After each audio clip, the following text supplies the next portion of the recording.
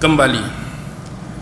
Sebelum terjadinya isu pembongkaran dan pembantaian penyembahan berhala dan idola secara besar-besaran, terjadi satu kes yang mana kisah ini boleh kita kaitkan dengan hukum syariat ataupun hukum perundangan, hukum fiqh kita. Telah terjadi satu kes kecurian. Terjadi satu kes kecurian yang melibatkan bukan lelaki tapi wanita. Orang yang mencuri ni wanita. Wanita ni pula ialah dari suku bangsawan Quraisy, iaitu Bani Makhzum, perempuan dari Bani Makhzum. Benda hak dia curi ni pula bukan barang-barang biasa, barang-barang yang disayangi dan berharga di sisi pemilik dia. Jadi diriwayatkan perempuan hak mencuri itu nama dia Fatimah, ataupun nama penuh dia Fatimah binti Al-Aswad binti Abdul Asad bin Abdullah bin Amir Al-Makhzumi. Dia memang perempuan Bani Makhzum. Bani Makhzum ni adalah satu bani yang jenis kerah. Kalau sahabat Nabi ni hak plus dua bani, Bani Adi dengan Bani Makhzum ni Sayyidina Umar lah. Bani Adi ni orang jenis tak pernah mengalah. Bani Makhzum ni jenis kerah kepala, elok lah. Dua benda ni ada pada khalifah kedua, memang dia bersifat tegas dalam pemerintahan. Jadi bila kes ni dibawa, jadi terbukti bahawa perempuan tadi, Fatimah tadi, tertangkap dan dia bersalah. Bila bersalah, dia ditahan, kemudian nak dibicarakan. Dia sebenarnya, bila kita baca sirah ni baru kita faham bahawa kalau ikut hukum Islam, orang yang mencuri ni hukuman dia apa? Kalau hak lebih potong tangan, sebagaimana ayat was-sariqu was-sariqatu faqta'u aydiyahuma. Pencuri baik dari kalangan lelaki maupun perempuan, sekiranya mereka melakukan pencurian maka potonglah tangan. Sama ada lelaki pun potong tangan, perempuan pun potong tangan. Kecuali yang kali pertama potong tangan kanan, kalau dia mencuri lagi potong tangan kiri. Sekali tu pun padang dah, saya rasa dah. Hak tu pun boleh jadikan sebagai pencegahan dah bagi dia dan orang-orang lain yang menyaksikan hukuman tersebut. Jadi sebenarnya kita duk ingat ke hukuman mencuri sebelum ni lagu lain. Sebenarnya bila baca sirah ni baru dapat tahu bahawa di sisi orang-orang Arab, terutama Arab Quraisy, memang hukuman orang mencuri sebelum Islam datang yang dibawa oleh Nabi Muhammad memang potong tangan pun. Memang hukuman sebelum ni orang mencuri potong tangan. Cuma Islam datang tu untuk memberi keadilan. Pasal apa dulu potong tangan, sekarang potong tangan? Dulu tak adil ke? Isu adil tak adil dia jadi macam kita zaman ni. Dia bukan macam mana? Dia bila masalah ni terkena kepada golongan-golongan bangsawan, ada pangkat, ada darjat, orang besar-besar, bila bawa kes benda ni dilepaskan. Tapi bila hak hamba, hak orang lemah, hak orang miskin mencuri, bila bawa kes kena. Dia jadi lagu tu. Jadi Islam datang tu kekalkan hak potong tangan, tapi bagi keadilan.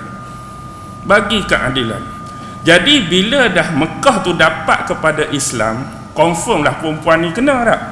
Dah Nabi dah pegang ni, orang Islam dah pegang, bahayalah dah. Jadi takut dah sebelum ni, masa Islam belum datang, Nabi belum masuk, alah kacang je kita Bani Makhzum, kita orang ada, kita orang ada pangkat, settle, lepaslah kes ni. Tapi bila Nabi dah pegang, siap, kena kali ni. Bila takut kena tu, mereka tu nak jumpa Nabi, nak memohon kemaafan atas kes ni, mereka takut. Jadi mereka nak cari seorang sahabat hak dekat dengan Nabi. Siapa boleh jadi penengah, siapa boleh jadi perantara, memohon kemaafan bagi perempuan Bani Makhzum ni. Jadi mereka duk cari, duk tilik, duk cari. Mereka mak pada Usamah bin Zaid. Usamah bin Zaid ni sebab bapak dia siapa? Bapak dia tu anak angkat Nabi kan, Zaid bin Harisah. Kan ada hadis Nabi berkenaan dengan orang yang dikasihi dan dicintai, iaitu Zaid bin Harisah. Tu bapak, ni anak dia, Usamah bin Zaid, yang terkenal melegenda dalam sejarah. Bila dia mana pernah diangkat oleh Rasulullah jadi komander perang paling muda waktu nak pergi perang lawan Rom dulu, waktu dia umur 19 tahun. Yang ni banyak diperselisihkan oleh sahabat-sahabat senior. Pasal apa Rasulullah angkat dia sedangkan ramai lagi sahabat senior hidup pada masa tu? Pasal apa lantik seorang budak yang baru berusia 19 tahun untuk jadi komander perang? Lebih-lebih lagi dia ni tak pernah ada pengalaman sebelum ni, nak lawan pula tentera Rom dengan jumlah yang lebih ramai. Itu Usamah. Jadi bila kawan ni pun duk pergi jumpa Usamah lagu ni dah hampir jumpa Nabi, tolonglah kesian kat perempuan ni. Usamah masa tu budak kan. Kalau kita anggap hari ni mentah lagi lah.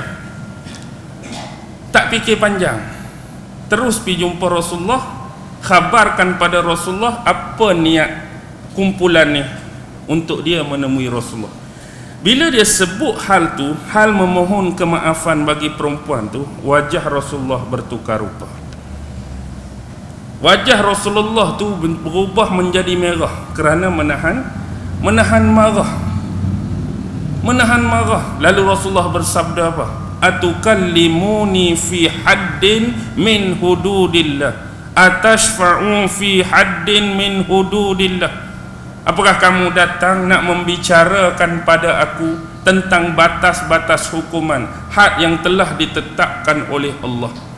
Seolah-olah kalau kita kata Rasulullah ni dah tahu, Rasulullah dah alim, Rasulullah dah cukup masak dengan hukum dan undang ni, kamu mari tu, kalau bahasa kita, hang nak ajak aku ke benda-benda macam ni, benda-benda buat hukum Tuhan nak ajak aku ke? Hang biar siapa aku ni Nabi? Atashfa'u fi haddin min hududillah. Adakah kamu datang ni nak memohon kemaafan kepada orang yang patut dikenakan hukuman ni? Jadi akibat Rasulullah berubah wajah merah tu, dia tahu Rasulullah marah, lalu dia kata, ya Rasulullah, maafkan aku, ampunkan aku. Dia tak boleh nak buat apa dah. Kemudian pada petang hukuman nak dijalankan, potong tangan tu, Rasulullah berkhutbah panjang. Tetapi berkaitan dengan isu kecurian tu ada Rasulullah sebut.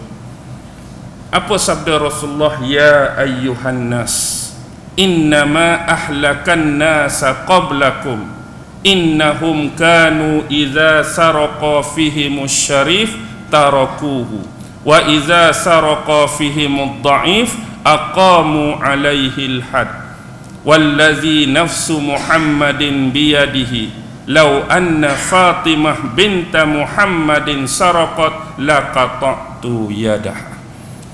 Wahai sekalian manusia, innama ahlakan nasa qablakum, sesungguhnya antara bentuk dan punca-punca kehancuran umat-umat sebelum kamu, annahum kanu, yang mana mereka ni yang menyebabkan mereka jadi hancur, antaranya iza saraqa fihimus syarif tarakuhu, bila berlaku kes kecurian di kalangan orang-orang yang mulia, orang-orang ada jawatan, orang-orang ada pangkat, tarakuhu, mereka tinggalkan, mereka abaikan, mereka senyapkan.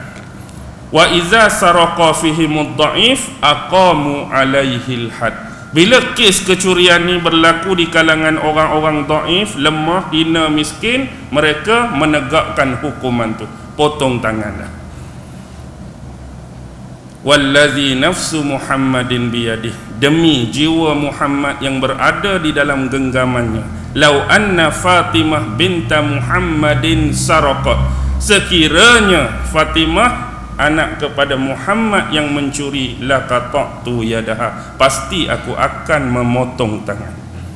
Ni Nabi merujuk bukan pada Fatimah tu, Fatimah pencuri tu, Fatimah anak dia. Kalaulah anak kepada Nabi Muhammad ni sendiri yang mencuri, aku sendiri yang akan potong tangan dia. Maksudnya ini adalah keadilan, ini adalah ketegasan dalam menegakkan hukuman yang telah disyariatkan dan ditetapkan oleh Allah. Di sinilah perubahan dia. Hak sebelum ni macam ni, Rasulullah kita kata apa? Tak ada pilih kasih lah dia. Tak ada pilih bulu, tinggi ke rendah ke kena, besar ke kecil ke kena, gemuk ke kurus ke kena, putih ke hitam ke kena, kaya ke miskin ke kena. Tapi hari ni jadi balik tak? Hari ni jadi balik Maksudnya kadang-kadang hak kaya, hak ada duit, boleh kat bawah meja, boleh suap terlepas kes. Orang-orang miskin hak tak ada duit kena. Kes kecurian ni bukanlah kita letak persepsi semata-mata kalau curi kena tangkap potong tangan. Curi ni dia ada had dia. Maksud had tu ada takat dia. Takat mana yang sampai potong tangan? Setakat curi 2 kupang kena potong tangan ke? Tak potong tangan. RM5 tak potong tangan. Mencuri kerana lapar, mencuri kerana terpaksa, tak kena. Contoh pernah berlaku pada zaman pemerintahan Saidina Umar. Ada di kalangan pekerja-pekerja, mereka ni ada tuan, mereka ni ada majikan, mereka mencuri. Bila mereka tertangkap, Saidina Umar selidik, analisis, tanya, pasal apa kamu mencuri? Dia kata sebab upah kami sangat kecil. Maksudnya upah dia hak terima hari-hari tu boleh beli roti, boleh makan dia lala tu ya. Tapi bila kami balik, anak dengan isteri tak lepas. Jadi anak dengan isteri kat rumah pun nak makan. Jadi hak boleh ni boleh buat makan. Kalau kita kat boleh buat makan lunch, boleh buat makan tengah hari kita je. Buat balik kat isteri anak tak lepas. Kalau lagu ni panggil tuan kamu. Panggil tuan dia, suruh tuan dia bayar kepada tuan roti hak curi tu. Jadi seolah-olah up lah gaji depa. Agak-agak lah. Kamu nak bagi pun memanglah harta kamu, barang-barang di usaha tu semua hak kamu, tapi kena tengok keadaan. Yang menyebabkan sampai jumlah dia terlalu sedikit dan kecil, menyebabkan mereka ni kesempitan dan melakukan pencurian. Hak jenis lagu ni tak payah potong tangan lah. Kalau lagu ni pun kena potong tangan, sadis lah, zalim sungguh lah kalau tahap ni potong tangan. Tapi bila kita sebut benda-benda macam ni, zaman ni macam-macam perkataan keluar kan. Hukuman rimba lah, barbarian lah, kejam lah, penuh kezaliman lah. Wah, awak ni macam marah kan? Ni kebetulan ke apa ni? Gelap je. Kan ada orang duk ready dah ni. Ustaz sensitif tutup lampu, jenuh. Kita berhenti dulu lah setakat ni, tak apalah.